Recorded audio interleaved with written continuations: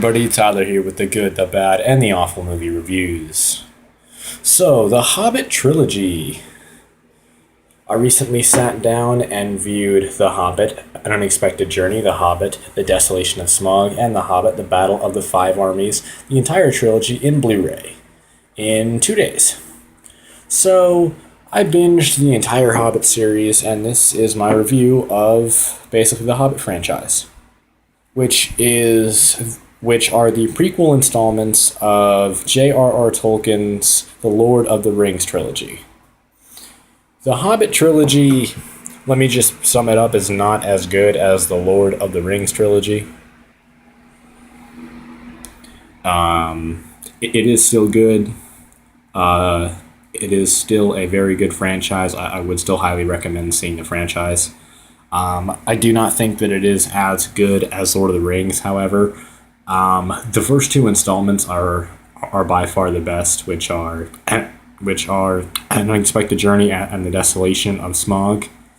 The Battle of the Five Armies is where I take a lot of problem, because the opening sequence for the Battle of the Five Armies was one of the best parts of the movie, and once the opening sequence is over, the movie's pacing seeps to a very slow crawl, and for the majority of the first hour and a half of the final film, it's very boring, it's very poorly paced, it's very slow.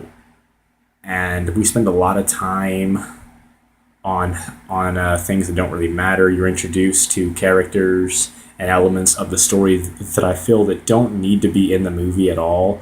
They're just kind of there to kill time. Ironically enough, the last installment, The Battle of the Five Armies, is actually the shortest of all three installments, the longest being the first installment, which is An Unexpected Journey. But back to the Battle of the Five Armies. For the first hour and a half, it's actually quite boring. It's pretty dull.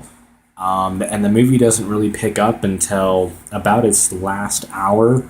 Unfortunately, for its last hour, you only care about the first 30 minutes of the last hour, and then the last half hour of the movie just doesn't really matter, which is really sad, especially considering that this is the final defining chapter in the Hobbit trilogy, and it's actually not the best installment. It's actually my least favorite installment, which is really sad, because when a movie is the last installment in a franchise, you expect it to bring out all the stops and be the best of the best, and it was not.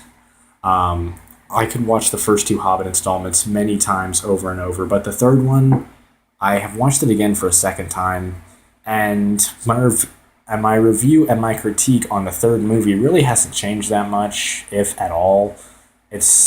I don't really care for the final installment. If you never see the last installment, you're actually okay. I don't think you're missing out on much. You can find all the best parts of the movie on the internet, which is quite sad. But the Hobbit franchise, all in all, had two very great first opening installments, and the last installment was very poor. So I'm going to give the Hobbit franchise a B. It's still a very good franchise, but as I said in the beginning, it's not as good as the Lord of the Rings trilogy. But I'm going to give the Hobbit a B. So that is my critique on J.R.R. Tolkien's The Hobbit trilogy. So if you guys like this video, you can click right here and see some more. Please subscribe.